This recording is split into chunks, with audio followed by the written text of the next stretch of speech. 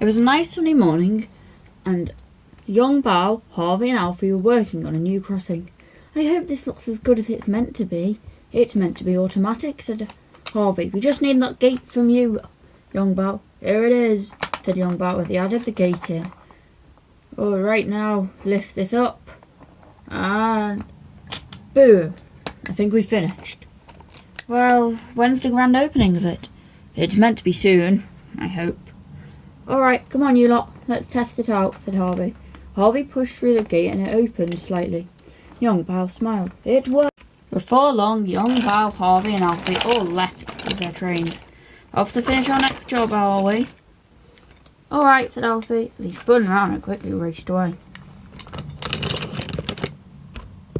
A few days later, everyone was there for the grand opening as the Fat Controller walked down.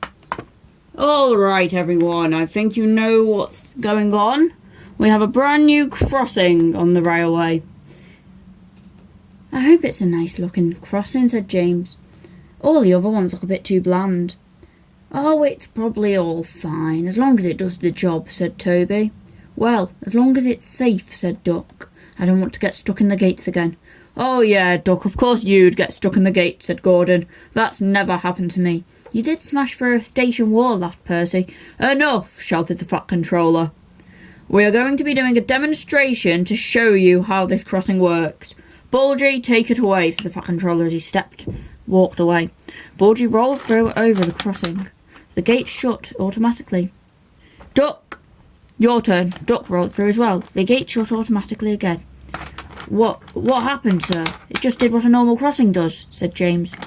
Yes, but we didn't need a signalman. And we like the signalman, though, said Percy. Yes, but this means that more engines can get down this line without having to stop.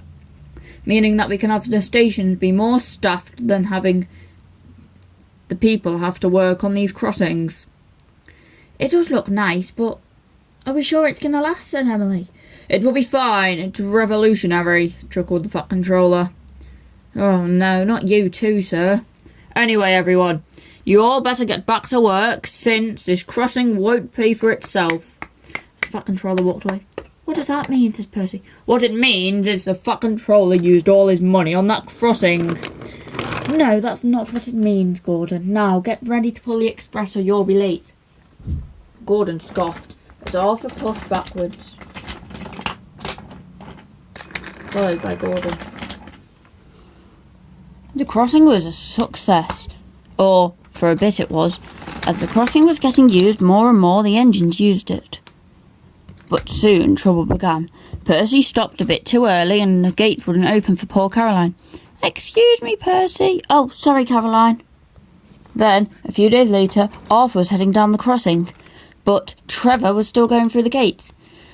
Arthur sped through a bit too quickly. Trevor got knocked back. Whoa! Watch it! Shouted Trevor. Sorry, shouted Arthur. The gates didn't open in time to begin. As George's steamroller rolled up. Oi, Bulgy! You heard about the new crossing? I was the tester for it. Why? Well, I was wondering if you wanted to join me to disrupt the railway a bit. And how are we going to do this? If I just roll onto the crossing like this, no one can use it. The gate won't be able to open, so we'll drop cars and rail traffic. Good plan. Right, you stay there, because it looks like Thomas is coming down the line. Hopefully this will cause chaos, said Bulgy as he raced away. A few hours later, Thomas was on his way. He puffed down and almost bumped into George. Whoa, George, look out! Thomas bumped into George as the gate squeezed into him. But they didn't open all the way. George, what are you doing? Oh, I've broken down. Yeah, I need to be fixed. I can't do it anymore. Just then, Caroline pulled up. Actually, George, you're faking, said Caroline. I heard what you said to Thomas, to Bulgy, and it's utterly rude, said Caroline. Well, even if I am faking, none of you will know.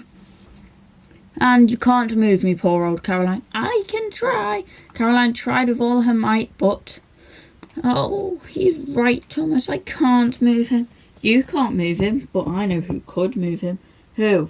Thomas reversed as in rolled Henry. Oh, is this who you were talking about, Thomas? Yes, is there any way you... Oh, no, I'm fine. I think I can... Oh, no, it's fine. I'll just give you a small bump and you'll be on your way, said Henry. Henry rolled forward and tried to push through. Oh, come on, come on, come on. But his front wheels started to lift up. Whoa! Oh. I'm sorry, Thomas. The gates are too strong. They can't even open the other way. Maybe it wasn't a good idea getting an automatic crossing, mumbled Henry. They soon called Trevor, Jack, and Alfie. George, you need to move, said Alfie. You're blocking more than just the rails. You're blocking the roads. Look at poor Caroline. And you're causing deliveries to be delayed. I'm not moving. The railways will be taken down for this. How would they be taken down? You've blocked off us. I can't even get to my train, said Daisy. Passengers are going to be delayed, George, and it's all your fault. Good, make them be delayed. All right, said Thomas. Alfie, you and Jack push. Henry, you push from that side. Caroline, you try and pull, said Thomas. Everyone tried, but George wouldn't move. It's hopeless. If only we had a crane, said Daisy. A crane, said Thomas, as he raced down the line. He raced into the station and soon came back. He should be coming in about 2 minutes. Down the line rolled young Bao as he raced forward. Oh, you've got to be kidding me, Thomas. The flatbed's too far. I can't do it with the flatbed. Uncouple it. So the crane was uncoupled from its flatbed. Thomas puffed back. I'll give it you in a second. The points were set and young Bao rolled forward. The magnet was attached. Everyone stand clear, he shouted. As the crane struggled, George was lifted into the air. What are you doing? No, put me down. And promptly rolled straight off the tracks and into the side of Jack. Ouch, shouted Jack.